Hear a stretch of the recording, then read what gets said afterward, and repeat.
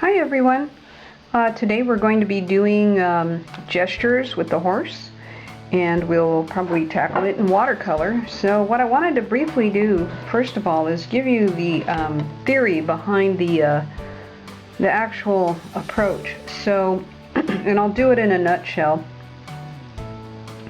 So there has to be some knowledge about bones and anatomy, form, how things are held together, the muscles. They all hang on a skeletal structure. So if you, and I'm going to briefly go through this, if you look at anything organic, like four-legged animals here, they have a bone structure, a vertebrae for the spine and scapula, humerus, the ulna, the radial, the carpals, the metacarpals, you know, the ospiciform. There's all these bones, the pelvis, okay? And so what you're seeing in this image with these highlights are what's called landmark points. The points that jut out because they represent some shift in the landmark on the body. Like that would be the patella, and that's the femur. So what I'm talking about here then would be the bones, okay? Now bones are what make up the hanger. Then you have the mass, and I don't have time to go into the anatomy today, but I have videos where I just break down the entire structure and every muscle that's hanging on to the skeleton, which becomes visible on the surface. I cover in other videos, but suffice it to say that we are looking at a mass that hangs on bones and has landmark points. Okay, landmarks are areas where perhaps the bones stick out, or there's a change in the direction it sticks out, and it becomes a key to the characteristic of that particular form. And so from when you have the bones and you have the mass, you begin to have form. And so I briefly did this with a black pen and then gave it a brush wash. And so when you know the gesture, then switching over to color should not be that big of a deal because you already understand the landmarks. That's the tricep muscle. It's connected to the scapula and the ulna bone, which sometimes the very tip is called the olecranon, and so on. So we're going to now approach the horse as though you've got some anatomy behind you, but there is reasons for instance, these muscles, the semitendinosus, the semimembranosus underneath there, and the tensor fasciae latae muscle, and the quadriceps, all of that. It's there in those few strokes. So the key then is to know where to put those strokes in order to establish a form with the fewest amount of strokes or the least amount of work as possible. Okay, the next thing I want to talk about briefly before we paint is your paper. So this is a Canson mixed media paper. It's great if you're going to a museum just to jot down a couple of notes in bones or structure. I've done a few things here, and if you can see, but it's not something I would do a full flushed out watercolor on. But it's great for little short gestures and short videos or little note taking on location. Another paper is a very inexpensive paper, and the reason I cover a lot of these inexpensive papers is because a lot of the people who watch these videos, a lot of them are students, or they're not spending a whole lot of money on their field supplies, which is fine because it's mostly note taking in the field. So I cover with the papers that are not too costly on these projects. This is Grumbacher. It feels like a cold press, hot press on one side and a cold press on the other. This was a very inexpensive pad. I've covered this in another video, the type of paper. But anyway, it does have some tooth to it. It's very toothy, almost looks like rough. But you might like it. It'll give you a different kind of texture. And then I've got right here, this is a Fluid 100 cold press finish. This is 100% cotton, and so that's another thing here that might interest you in terms of the texture of the paper. I find with the cheaper papers, and this is about an average cost, we're in the medium price range. I find with the cheaper papers, it doesn't absorb as well. Like the sizing on it might be very, very stiff. And now this one's on Canson 300. I'm sorry, excuse me, Strathmore 300. I'm not happy with a Strathmore paper. Things tend to blotch and glaze around on the surface, and it doesn't take a lot of painting. It just kind of gets linty and cottony and comes up. So, but it's a very inexpensive student grade or whatever, you know. It's not a high cost paper. Now, well, if I'm doing a full-blown painting, the Arches paper works out nice. I've even tried Master's Touch. This is, I gotta back up here and see. This is, can't get the whole thing on there. This is a Arches paper painting, and so just different papers. This is a full fleshed out watercolor, by the way. Different papers will give you a different kind of texture and a different feel. So those are things to take into consideration when you're doing your projects. You can do some practice runs on the less expensive stuff, see the characteristic of your project, and then take it on to a higher paper level. Okay, another thing you can do, which is a great exercise, even if you're working with watercolor and you want to understand a little bit more about values and how value can sculpt out a form. It's often helpful to work with a brush pen. Now, this is a brush pen by Pentel. It's filled with ink, and what I like about it is, so let me back this up a little bit. I'm having some problem getting my camera to be still. It keeps sinking on its arm. Okay, so what I do sometimes is I might start a form as a rough idea first,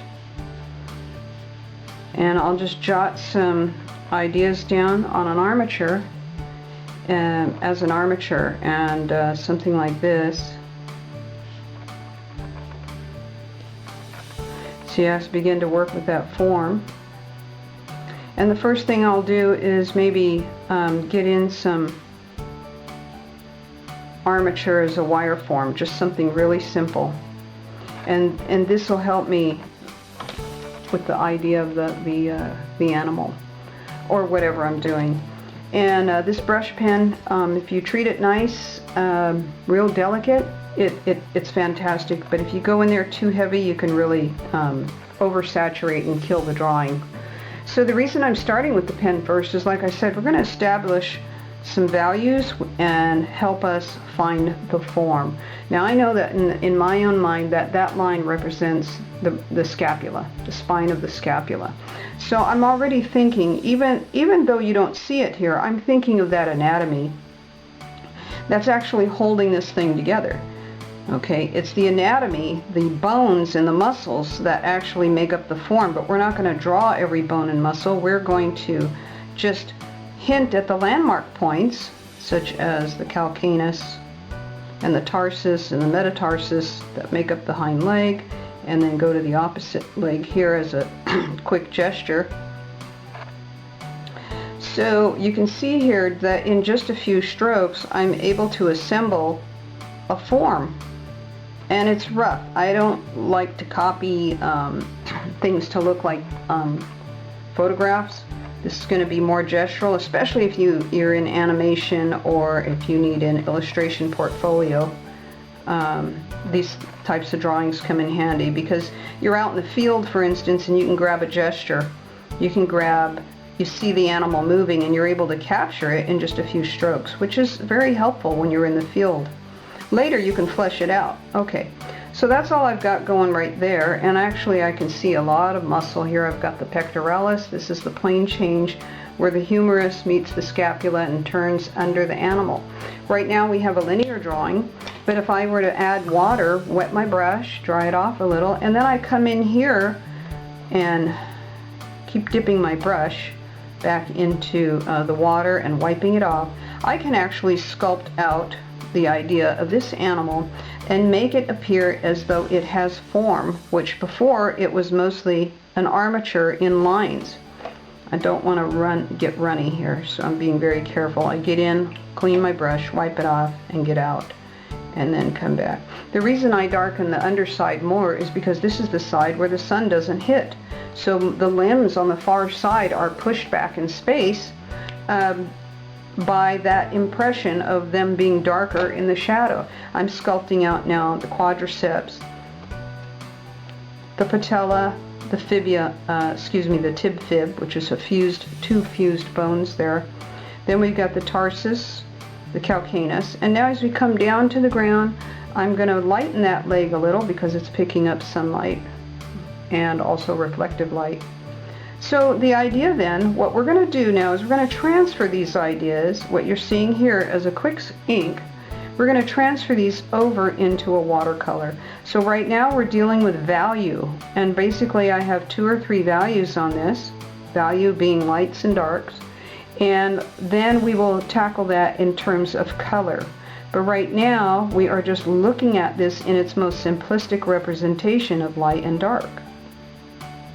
Okay, now he's floating in space. We need to get him grounded, him, her, whatever. So I'm going to put a ground plane under here, and there we go. I don't need a whole lot to establish that. I can even borrow ink from another spot if I need to, like there on the tail, and drag and bring some of it down here. Now we're going to do the mane, and the best idea for doing mane, whether you're in ink or watercolor, is you don't noodle in it too much. You just get in and you get out, and sometimes in a painting you can use the side of the brush to drag and create a kind of effect. Sometimes it's a little more grainy, which is fine for me. I kind of like it to be a little wispy.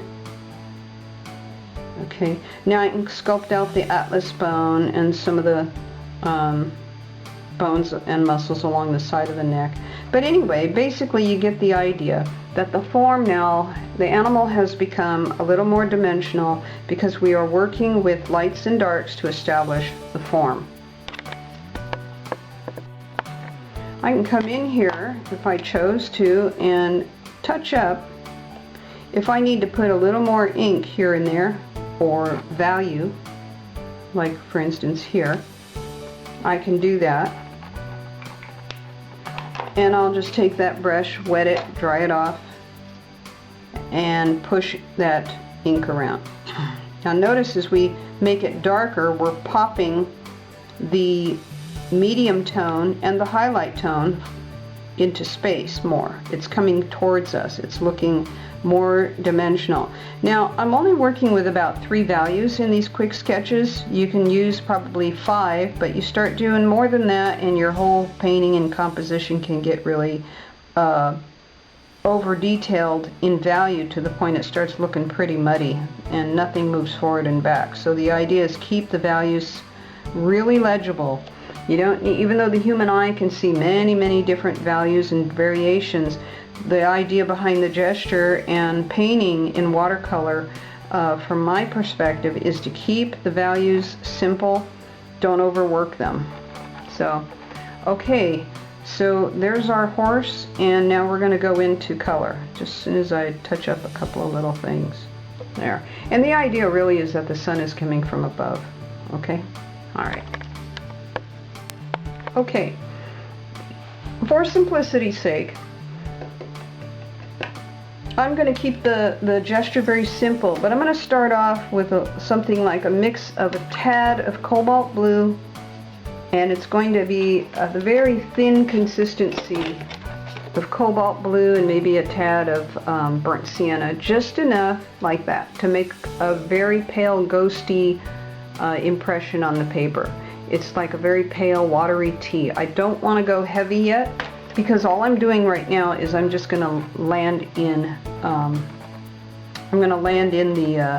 the basic structure, and that would kind of be my armature at first. So it doesn't have to be exact, but right now I'm just going to lay in, And I'm not using a photo reference. This is imagination here. So even if I go outside of a line, I mean, you know, let's say I've come out here, that's okay. You can see, because it's not finished yet, we're nowhere near it. So right now you can see that there is the armature, okay? And so now I'm going to come back in and I'm going to start dressing this up a little bit and building up that idea. So it's still very ghosty and you won't be able to see much of these lines once the thing starts to build up. It's going to be layered with more paint. But right now I just start to build up.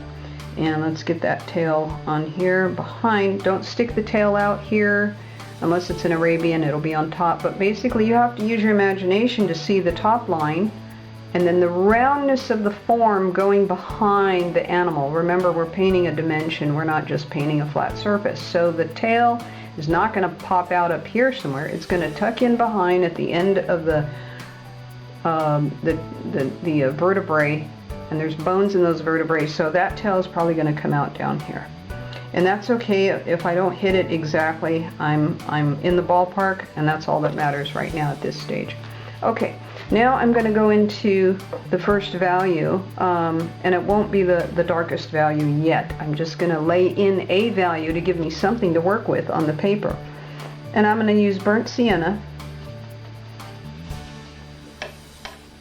And it'll have the consistency of tea. I haven't moved up to coffee yet, which is a little bit thicker, so you're still very transparent. Burnt sienna and on my palette. It's a little muddy, that's okay. You can see here burnt sienna. It looks a little bit like coffee or tea. And then I had a little tad of cobalt blue here. I don't want to get too much into that right now. I still kind of want to be on that browny end. A little bit of brown there. Okay, I'm going to now come in on the dark side and with a few strokes begin to flush out some of that original idea. And in my head I'm already seeing the anatomy, okay?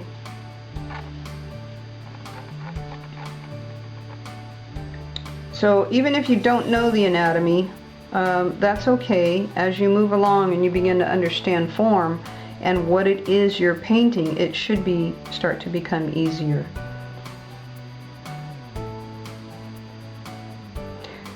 About proportion, you see the armature helps. From that armature, you could see the initial stages. The armature actually gives you your proportion to begin with, okay? If you get that ghosting armature in, you have your proportions. If it doesn't work and it starts to fall apart, you're still in that ghost phase and you're able to change it, right? So now I am moving into the back part of that far leg, calcaneus and the tarsus and the metatarsus and the calcaneus on the leg that's closer. There, you see that, how that's coming out? Okay, you don't have to necessarily start with the head or the tail. It's just however the pose is striking you in that moment and you want to capture that gesture. So now I'm going to come across the top line barely and I'm going to drop in. I know where the skull is and the eyes line up about a little bit around 1/4 down from the back of the ear. And I'm just going to drop in a little bit of that form. Okay, see that? Now, okay, now I'm going to come in with the burnt sienna and a little bit of cobalt blue, and it's going to muddy it up a little. I don't want to go too gray, so I'll still stay on the burnt sienna side. And I'm going to come in. Now I want this to be a little bit dry. I have to wait for this to be dry a little bit or it will just cauliflower and bubble up. And I need to let this layer at least get a little bit more drier. Okay. Now I'm going to get it like thicker, a little bit more like coffee. And I've got the pectoralis, got the extensors, the elbow, carpals, ospiciform bone that sticks out the back there. Okay.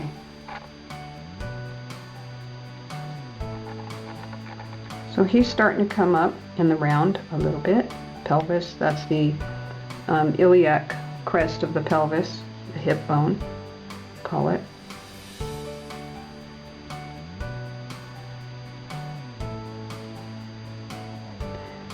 Okay.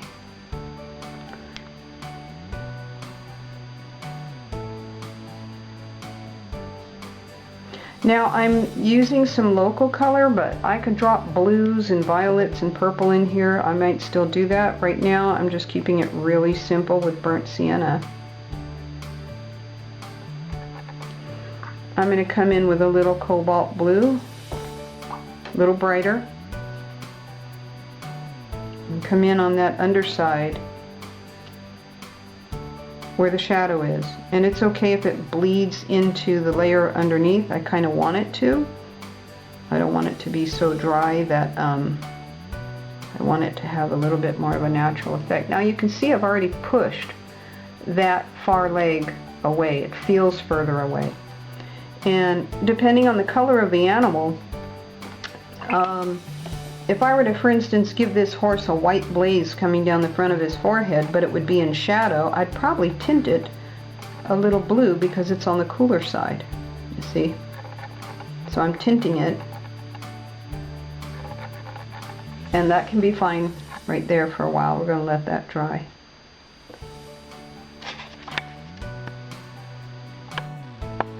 Okay, so now the next layer is going to be the same, a little bit of burnt sienna, but I'm going to go to the middle tones now, so I don't need to worry too much about the shadow tones. And we have top plane and we have side planes. So the top plane, the sun is hitting. And yet if you think of a barrel, like this rib cage, we're going to have a little bit of dark, a little bit of light towards the highlight, and then dark as it curves underneath the animal. So if I keep that in mind as I come around with my brush, I can in probably 1 or 2 strokes establish the side plane of the horse there.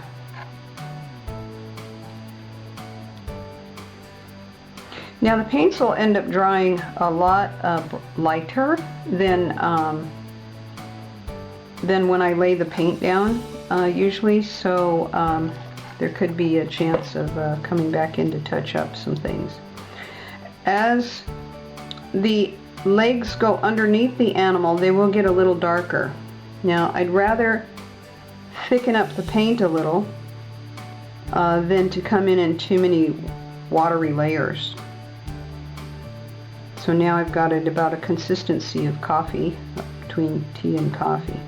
Anything below these carpals and these metacarpal joints, it's going to be a little bit darker, and then it'll highlight a little more as it gets closer to the ground, because there is reflective light coming from the ground, but there's also the light hitting it as it moves away from the overshadowing mass of the upper part of the animal. So I've got my plane change. Now I'm going to go to the head here, and because the head is plane, the front plane is away from the sun, I'm going to go ahead and begin working in that little blaze that we see. And just by leaving it white with the blue, painting it blue, it suggests it's a white blaze in shadow. You can see that. Alright. There's the atlas bone and the second cervical vertebrae of the neck, which gives that anatomy bump there. Now I'm along the side, the upper part of the neck where the bones are, and all the supportive structure is going to be a little bit brighter, lighter in highlight. Okay. And the top line behind the withers might have a little definition. Sometimes you could just use the sky or the background to define that top line. And then as it rounds the animal, you're going to see those the highlights across the angle change from the side plane to the top plane. All right. Okay. Now I'm coming back in again. I'm going to define the flex of the digit here, which is the hoof. There's 3 little bones here.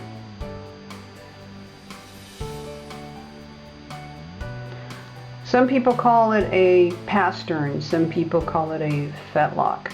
Okay, those are all sort of layman's terms. I mean, that would be the digits of the fingers down there. If you want to look at the medical reference, they'd be digits, phalanges, sometimes they're called.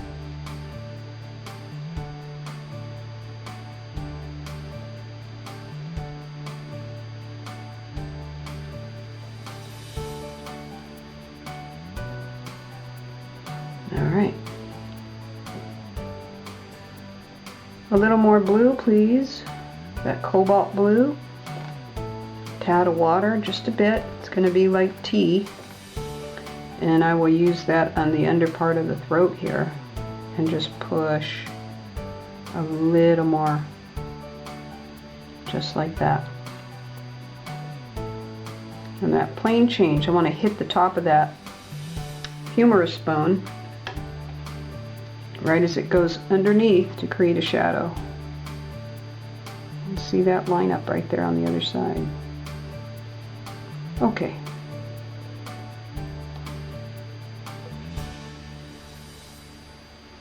Okay, so in layman's terms, some people call this the knee. It's on the front leg, and it's actually the wrist joint, the same kind of wrist joint you have. The carpals are in there. It's not really the knee, because back here is the knee, the patella, which is the kneecap, because it's on the hind leg. But you know what I'm referring to.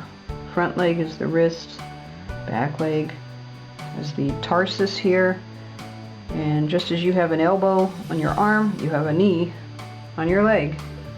So that's what we're defining here now. It's the knee, the patella. The patella is not really bone. It's the hardest and biggest cartilage in your body, and it's one of the last things in it's one of the first things in to decompose on animals when they die. It's the cartilage. So like the dinosaurs, you don't see a lot of times you don't see the patella. Looks like they're just walking on bone with bone, but the cartilage has already disintegrated, because it's not bone, it's cartilage. So I think we're almost about done with that mass. Any more would be kind of noodling around and playing around with it too much. I'm going to now go into my detail. Okay, I'm going to take my probably some neutral tint and a little bit of burnt sienna, and I want that neutral tint thick, like maybe like a little bit of cream. I'm going to come in for the eye and see if I can get a close-up on that. There, that works. Okay.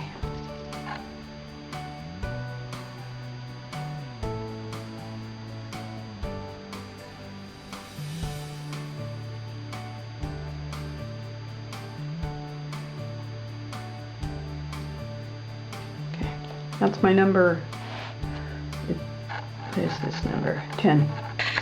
Round. Okay. Okay, so now I'm going to work out the nostrils here. I'm not going to use black. It's a little too strong.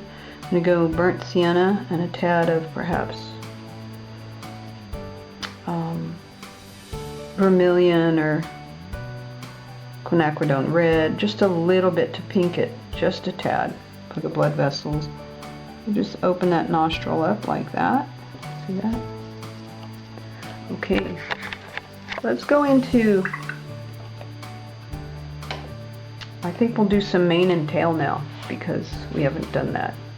So I go into the neutral tint with some burnt sienna.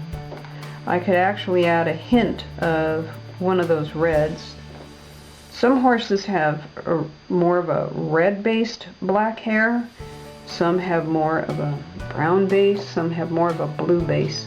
I'm just going to hit it with this neutral tint and make it look like it's a black mane, just to make it interesting. And the thing about doing hair is less is more. The less you do, the better it looks.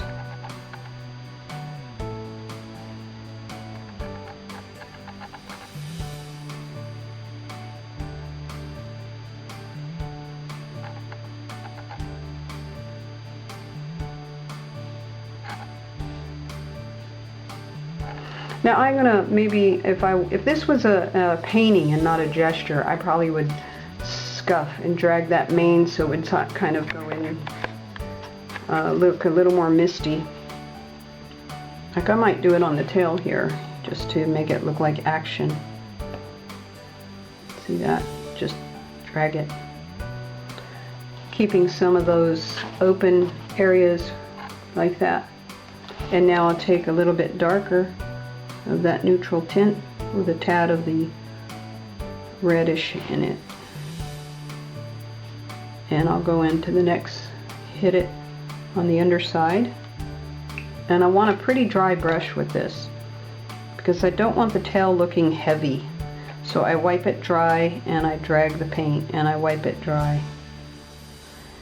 People overwork the tail and it starts to look like a club, and we don't want that.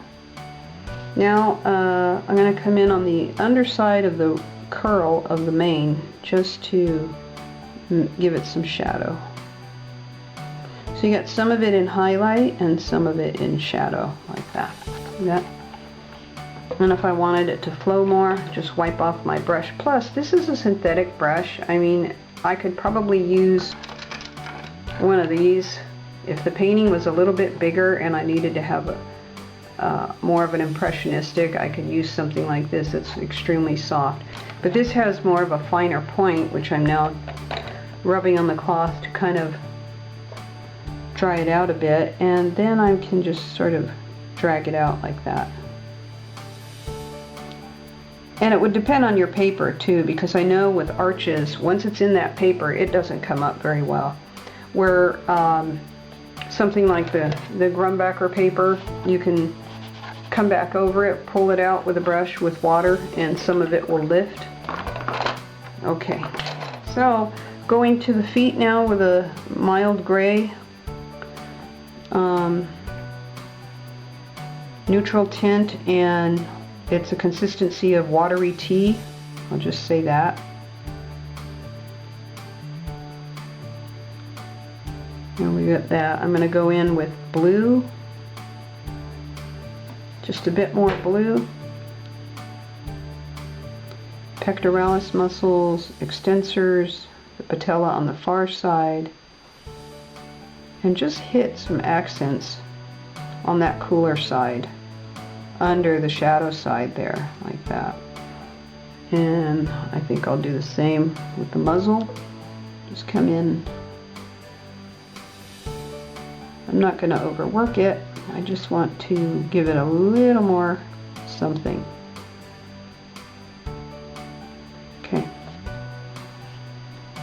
So now I'm gonna lay in a ground plane, which I could use a little bit of that same cobalt blue and a tad of yellow. I usually don't go to tube green, and a little bit of burnt sienna or neutral tint, just something to take the brightness of the green off. Okay, and I'm going to add, I like that blue underneath there. So underneath the horse, we got his shadow. Okay, and now I'm going to rinse the brush, wipe it dry, and maybe do a little bit of drag on here, just lift drying it off. It's not my favorite brush. I usually have a different one that I work with for this, but this will work. I'm using only the same brush through the whole painting. Make it simple. There.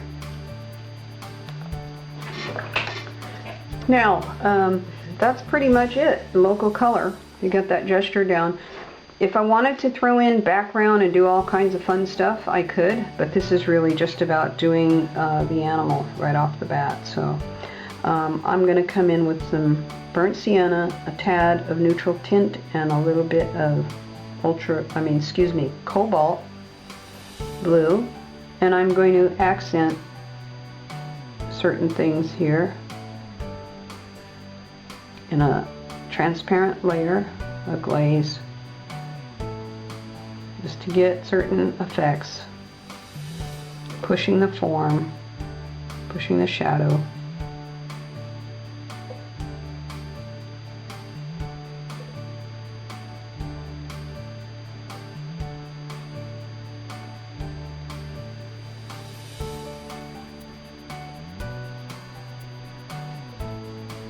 Sometimes giving a little extra push on those landmark points.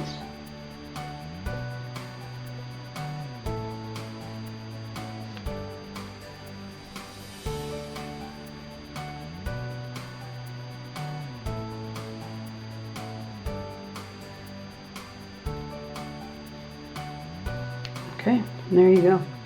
I could do more. I could sit here and probably noodle around on this all day long, but I don't think it's going to help the gesture any. Not too much. So anyway, I think we're almost done. Give me your opinion. Tell me what you like, what you didn't like, what you'd like to see.